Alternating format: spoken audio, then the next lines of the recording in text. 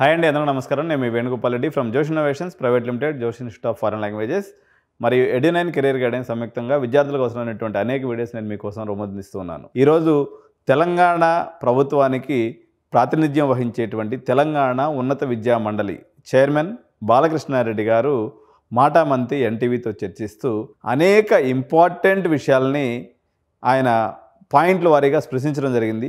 ఇందులో హైలైట్స్ని ఈరోజు one by వన్గా మనం చర్చిద్దాం. ఏ పేరెంట్ మిస్ అవ్వకూడదండి, ఎందుకంటే దీంట్లో అనేక రకాలైనటువంటి సెన్సేషనల్ విషయాలు ఉన్నాయి.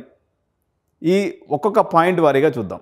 మొట్టమొదటిది, మీరందరూ ఎంసెట్ రిజల్ట్ వచ్చేసినాయి, అందరూ ర్యాంక్ కార్డులు చేతిలో పట్టుకున్నారు, కళల చుట్టూ తిరుగుతూ ఉన్నారు తిరిగే parents.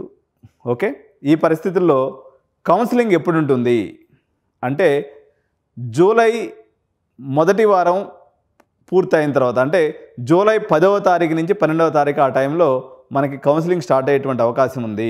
First phase result approximately 20వ తారీఖు వచ్చే అవకాశం ఉంది. జూలై 20వ తారీఖు ఫస్ట్ ఫేజ్ రిజల్ట్ వస్తుంది.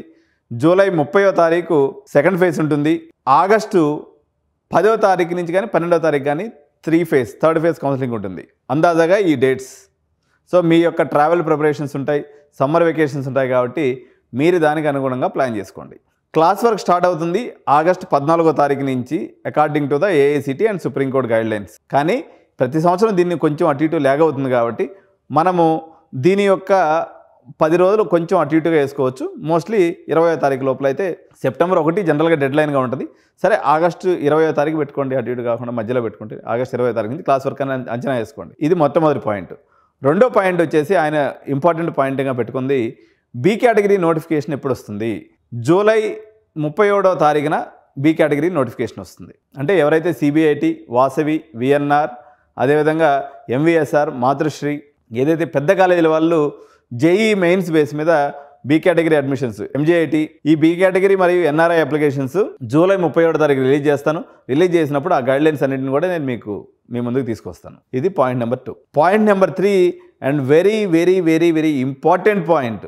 On behalf of the Telangana government, Telangana ఉన్నత విద్యాశాఖ మండలి చైర్మన్ హోదాలో బాలకృష్ణారెడ్డి గారు ఒక గంభీరమైనటువంటి స్టేట్మెంట్ చేశారు. ఇది మీ పేరెంట్స్ అందరికీ కనువిప్పు కావాలి. నేను ఎన్నో సందర్భాల్లో చెప్తూ ఉంటారు, కాకపోతే నేను కఠినంగా చెప్పడం చేత కాదు కాబట్టి చాలా సౌమ్యంగా చెప్తూ ఉంటాను. కాబట్టి మీరు అందరూ కూడా అర్థం చేసుకోవాల్సింది. ఆయన ఒక భయంకరమైనటువంటి ఒక స్టేట్మెంట్ చెప్పాడు. 100 మంది సాఫ్ట్వేర్ ఇంజనీర్లు అవసరం అయితే 1000 మందిని మన రాష్ట్రం ప్రొడ్యూస్ చేస్తుంది. దీనివల్ల చాలా ఈ 900 మంది నిరుద్యోగులు అయిపోయేటువంటి అవకాశం ఉందనేటువంటి స్టేట్మెంట్ని నేను ఉత్తిగానే చెప్పట్లేదు, on record I'm giving the statement అని చెప్పి బాలకృష్ణారెడ్డి గారు ఏదైతే మాట చెప్పారో ఇది మీరు అందరూ గుర్తుపెట్టుకోవాల్సినటువంటి పరిస్థితి. అండ్ తెలంగాణ ప్రభుత్వ విధానంగా కూడా ఆయన చెప్పినటువంటి మరో మాట ఏంటంటే, గత సంవత్సరం కూడా రేవంత్ అన్న జేఎన్టీయూలో మీటింగ్ పెట్టినప్పుడు కూడా ఈ మాట చెప్పినాడు. ఏదైతే కోర్ బ్రాంచెస్ ఉన్నాయో mechanical, triple E, civil and BBA and interior designing, fashion technology, ఇట్లా డిఫరెంట్ ఏదైతే వృత్తి విద్యా కోర్సులు, అది ఇతర బ్రాంచెస్ ఆఫ్ ఇంజనీరింగ్ ఏదైతే ఉందో, తెలంగాణ రాష్ట్రం ఈ బ్రాంచెస్ని నెగ్లెక్ట్ చేయడం వల్ల పూర్తి స్థాయిగా రాష్ట్రమే నష్టపోయేటువంటి అవకాశం ఉందని చెప్పి లాస్ట్ ఇయర్ రేవంత్ అన్న కూడా చెప్పడం జరిగింది. సేమ్ అదే స్టేట్మెంట్ని ఈరోజు బాలకృష్ణారెడ్డి గారు కూడా విత్ నెంబర్స్ తోటే, కేవలం 100 మంది అవసరమైన చోట ఇప్పుడు 60-70 వేల మంది మీరు ఇంజనీర్స్ ఎవరైతే తెలంగాణ రాష్ట్రంలో తయారవుతున్నారో, సిఎస్సి ఇంజనీర్స్ ఎవరైతే ఉన్నారో, కేవలం మ్యాక్సిమంగా ఒక 6,000 నుంచి 10,000 మందికి మాత్రమే ఉద్యోగాలు వచ్చేటువంటి అవకాశం ఉంది. మిగిలిన 60,000 మంది రాత్రుళ్ళు కాల్ సెంటర్లోనో లేకపోతే వాళ్ళు ఏం ఉద్యోగాలు చేయాల్సి వస్తుందో మీ విఘ్నతకి వదిలేస్తున్నాము అనేటువంటి విషయాన్ని ఆయన ఈ యొక్క దీంట్లో చెప్పడం జరిగింది. తర్వాత మనము ఎడ్యుటెక్ కంపెనీస్ అయినటువంటి నెక్స్ట్ వేవ్ కానీ, అదేవిధంగా ఇతర కంపెనీస్ ఏదైతే ఉన్నాయో, లీప్ స్కాలర్ కానీ, లేకపోతే ఇంకొక 2-3 కంపెనీస్ ఏదైతే ఉన్నాయో, వీటి గురించినటువంటి లాస్ట్ టైం నేను వీడియో చేస్తే మీరు ఎందుకు పర్మిషన్ ఉండి లేనట్టుగా మీరు చెప్తున్నారని చెప్పేసి అనేక మంది యూట్యూబర్సు, కొంతమంది కామెంట్స్ కూడా నాకు ఆ యూట్యూబ్ నెక్స్ట్ వేవ్ గురించి వీడియో చేసినప్పుడు పెట్టారు. ఈరోజు బాలకృష్ణారెడ్డి గారు స్వయంగా మాట్లాడుతూ ఈ యొక్క ఎడ్యుటెక్ కంపెనీలు ప్రజల్ని, అదేవిధంగా తల్లిదండ్రులని మభ్య పెడుతున్నాయనేటువంటి మాటని తను వాడటం జరిగింది. వాటికైతే మేము నోటీస్ సర్వ్ చేశాము, 2-3 డేస్లో వాటికి చెందినటువంటి రిప్లై వచ్చేటువంటి అవకాశం ఉంది అని చెప్తూ ఆయన మరో మాట కూడా అన్నారు. ఇది గత సంవత్సరం నుంచి నడుస్తున్నట్టుగా మా నోటీస్కి వచ్చింది. గత సంవత్సరం అంటే మేము దాన్ని గుర్తించలేకపోయాం, కానీ దీని మీద చట్టపరమైనటువంటి చర్యల్ని, కఠిన చర్యలను తీసుకుంటామని చెప్పి కూడా బాలకృష్ణారెడ్డి గారు చెప్పడం జరిగింది. అదేవిధంగా ఒక హాట్లైన్ నెంబర్ను కూడా మేము ఇస్తాము, ఒక డెడికేటెడ్ మెయిల్ ఐడిని ఇస్తాము. మీరు ఎడ్యుటెక్ సమస్యలకు సంబంధించినటువంటి మోసాల విషయంలో కానీ ఇంకో దాని విషయంలో కానీ మీరు డైరెక్ట్గా మమ్మల్ని సంప్రదించవచ్చు. ఇది ఖచ్చితంగా మోసమే, ఇది ఎగనెస్ట్ ద లా అనేటువంటి మాటను కూడా ఈరోజు బాలకృష్ణారెడ్డి గారు తెలంగాణ ప్రభుత్వం తరపు నుంచి చెప్పిన మీరు ఈ అమాయకత్వంలో ఉండటం అనేది ఒక విచారకరమైనటువంటి విషయం. చూద్దాం వాళ్ళు ఎటువంటి రిప్లై ఇస్తారో. మనకి ఎవరి మీద వ్యక్తిగతంగా ద్వేషం ఉండదండి. చట్టం మేరకు చట్టం పరిధిలో మనం అందరం కూడా జీవించాలి. అదే మన యొక్క కాన్స్టిట్యూషన్ మనకి ఇచ్చినటువంటి రైట్. దానికి బియాండ్గా మనం పనిచేసేటువంటి ప్రయత్నం చేస్తే దానివల్ల అనేక రకాలైనటువంటి ఇబ్బందులు వస్తాయి.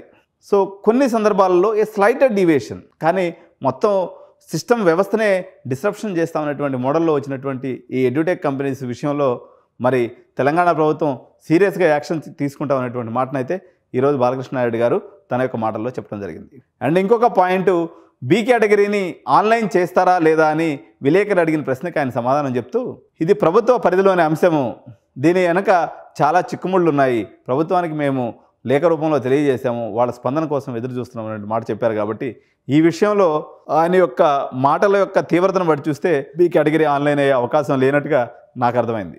ఓకే, సో ఇటువంటి ఇంపార్టెంట్ పాయింట్లతో కూడుకున్నటువంటి సమూహారాన్ని అయితే మేము ఇచ్చాం. నెక్స్ట్ మీరందరూ కూడా ఈ ఏదైతే క్యాస్ట్ సర్టిఫికేట్ కానీ ఇన్కమ్ సర్టిఫికేట్లు కానీ లేకపోతే ఇటువంటి అన్నీ రెడీ చేసుకొని ఉండాల్సినటువంటి అవసరం ఉంది. ఎంసెట్కి సంబంధించినటువంటి అనేక డాక్యుమెంట్స్ని కూడా మనము నెక్స్ట్ వీడియోలో చేసి చూస్తాము. ఈరోజైతే ఇది చాలా చాలా పెద్ద అప్డేటు. బి కేటగిరీ అడ్మిషన్లో కొంతమేరకు స్పష్టత వచ్చింది. గవర్నమెంట్ ఈ సంవత్సరానికి వదిలేస్తుందనే ఆయన మాట యొక్క సారాంశంగా నాకు అర్థమైంది. ఎడ్యుటెక్ కంపెనీస్కి నోటీసులు ప్లస్ దానివల్ల పర్యవసనాలు, పేరెంట్స్ని మభ్య పెడుతున్నారు, చేరొద్దన్న రకంగానే ఆయన బాలకృష్ణారెడ్డి గారు చెప్పారు. ఇది రెండో పాయింట్. మూడో పాయింట్ వచ్చేసి జూలై సెకండ్ వీక్ స్టార్టింగ్లో మన కౌన్సిలింగ్ స్టార్ట్ అయ్యి ఆగస్టు 10వ తారీఖుతో, ఆగస్టు 14వ తారీఖు నుంచి క్లాస్ వర్క్ అంటే 10వ తారీఖుతో లాస్ట్ కౌన్సిలింగ్ ముగిస్తుంది. ఇది మూడో పాయింట్. అన్నిటికన్నా ఇంపార్టెంట్ పాయింట్, మీ గొంతులో పచ్చి వెలక్కాయ పడ్డట్టు మీరు నచ్చినటువంటి దాన్ని దీనివల్ల ప్రమాదం ఉందని చెప్తే మీకు నచ్చదు. నచ్చినా నచ్చకపోయినా నేనంటే వేణుగోపాల్ రెడ్డి చెప్పినాడు మీకు నచ్చలేదు, కానీ ఈరోజు చెప్పిన ఆయన తెలంగాణ ప్రభుత్వ ప్రతినిధి, ఉన్నత విద్యాశాఖ మండలి చైర్మన్. 100 మంది అవసరమైన చోట 1000 మందిని మనం ప్రొడ్యూస్ చేస్తున్నాము, దీనివల్ల సమాజంలో అశాంతి నిరుద్యోగం పెరుగుతుందని చెప్పేసి ఒక పెద్ద మనిషి చెప్పినాకైనా పేరెంట్స్ ఆలోచించాలని మనవి చేస్తూ, సార్ మరి ఏం చేయాలి? అందరూ కాలేజీ వాళ్ళు సిఎస్సి సీట్లు పెంచుకొని కూర్చుంటారు, మీరందరూ కూడా సిఎస్సి చేయండి, సిఎస్సి చేయండి, సిఎస్సి చేయాలి. మేమేం చెప్పట్లేదు, మీరందరూ సిఎస్సి కావాలని వస్తున్నారు కాబట్టి బిజినెస్ పీపుల్కి ఏముంటుంది, మీరు ఏది కావాలని వస్తే అది ఇస్తే మనకి ఎందుకులే తలకాయ నొప్పి లేకుండా పోద్దని అనుకుంటారు. కాబట్టి మీరు అడుగుతున్నారు, మేము చేస్తున్నాం, మేము కూడా ఇండైరెక్ట్గా చెప్తున్నాం. కానీ మీరు నచ్చినటువంటి దాన్ని అది బాగలేదని చెప్తే బాగుంటుందా? ఈ డాక్టర్ బాగాలేడు ఇంకో డాక్టర్ దగ్గరికి పోతారు. వ్యాపారస్తులుగా అది ఎవరికైనా నష్టమే, అది కాలేజీ వాళ్ళకైనా ఇటు మాకైనా. కానీ బాలకృష్ణారెడ్డి గారికి ఏమి నష్టం ఉండదు కాబట్టి ఆయన అయితే నెక్కచ్చిగా ఉన్నట్టే చెప్పాడు. ఇప్పుడైనా కెరియర్ కౌన్సిలింగ్ తీసుకోండి. కేవలం 10,000 రూపీస్ పే చేస్తే మార్కెట్లో ఇండస్ట్రీ రెలవెంట్ కోర్సెస్ ఏమున్నాయి, నెక్స్ట్ జాబ్ మార్కెట్ దేని మీద ఉంటుంది, దేని మీద చేస్తే మనం ₹1 వెనకేసుకోవచ్చు. అపోహలో పోయేసి సాఫ్ట్వేర్ ఇంజనీరింగ్ తప్ప పిల్లనివ్వరంట, సాఫ్ట్వేర్ ఇంజనీరింగ్ చేస్తే తప్ప అమెరికా పోలేమంట, ఇటువంటివన్నీ గడిచిపోయినటువంటి పాత కథలు. ఇప్పుడు ఒకప్పుడు మనం అందరం కూడా చందమామ కథలు వినిపిస్తే మన అమ్మ మనకు గోరు ముద్దలు పెట్టింది. ఇప్పుడు ఎవరైనా చందమామ కథలు వింటున్నారా? యూట్యూబ్ పెట్టుకుంటారు, అది యాపిల్ ఐప్యాడ్ ఇస్తే దాన్ని పెట్టుకొని చూసుకుంటారు, వాళ్ళకి నచ్చినటువంటి ఏదో పిగ్గి పెగ్గ ఏదో అంటారు, నాకు కరెక్ట్గా తెలియదు. అది ఈ చూసుకొని ఇప్పుడు మనం పిల్లలు గోరుముద్దలు తినిపిస్తున్నాం. రోజులు మారే కొంది మీరు కూడా మారాల్సినటువంటి అవసరం ఉంది. ఇంకా ఇప్పుడు పెప్పా పెగ్ చూసే రోజుల్లో చందమామ కథలు వినిపిస్తామంటే ఎవరు వినే పరిస్థితి లేదు. కాబట్టి మారినటువంటి మాన పరిస్థితులను బట్టి మనం కూడా కోర్సుల సెలక్షన్ మార్చుకోవాల్సినటువంటి అవసరం ఉంది. 2013లో మెకానికల్ సీట్లు 40,000-50,000 ఉండేవి, 30,000 దాకా ఉండేవి. ఇప్పుడు 2,000 ఉన్నాయి. అప్పుడు 30,000 మంది ప్రొడ్యూస్ చేస్తే అది మెకానికల్ బర్బాద్ అయిపోయింది, ఆటోమేషన్ అయిపోయింది, దాంట్లో ఉద్యోగాలు లేకుండా పోయింది. కానీ ఇప్పుడు 2,000 మందికి అయితే ఉద్యోగాలు దొరుకుతాయి కదా, ఎందుకు మెకానికల్ వద్దనుకుంటున్నారు?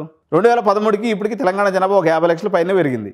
మరి వీళ్ళందరికీ ఇల్లు కావాలా, డ్యాములు కావాలా, ఇన్ఫ్రాస్ట్రక్చర్ కావాలా, రోడ్లు కావాలా, మరి సివిల్ ఇంజనీర్ అవసరం ఎందుకు ఉండదు? సమాజంలో ప్రతి కోర్స్కి డిమాండ్ సప్లై ఆధారంగా ఉంటుంది. ఇప్పుడు బాలకృష్ణారెడ్డి గారు చెప్పింది కూడా ఏంటంటే సప్లై సిఎస్సిలో ఎక్కువ ఉంది నాయన, జర చూసుకొని జర డిమాండ్ ఎక్కువ ఉన్న చోట చదవండి అని పెద్ద ఆయన కూడా చెప్పాడు తెలంగాణ ప్రభుత్వ ప్రతినిధిగా. ఈరోజు మేమందరం కూడా అదే మాట చెప్తున్నాం. కాబట్టి మీకు కన్ఫ్యూజన్ ఉంటే, మీ ఎమోషన్ సిఎస్సి వైపుకి బలంగా ఉంటే, దాని నుంచి మీరు బయటపడాలన్నట్లయితే కౌన్సిలర్ హెల్ప్ కావాలి. మేము చేస్తాం, మేము అందుకు సిద్ధంగా ఉన్నాం.